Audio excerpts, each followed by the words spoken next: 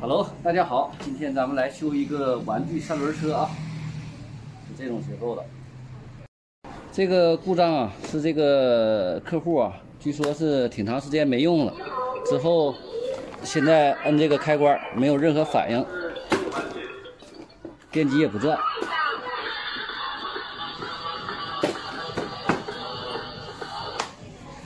感觉这个应该还有电，因为这个指示灯和音乐还正常，是吧？下面咱们给它拆开看一下是什么故障啊？应该电瓶在座底下吧？咱们先把座拆了。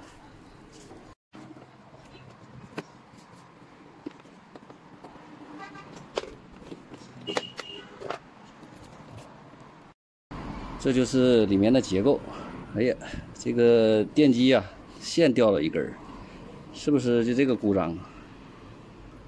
咱们给它插上。这根绿色的线插上之后，咱们看一下排没排除。好了，就是这个线的问题。下面咱们把这个插头捏一下。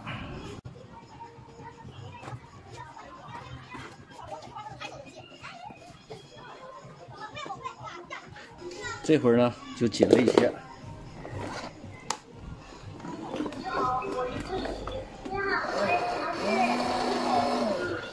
好了，非常简单的一个小故障，是吧？谢谢收看。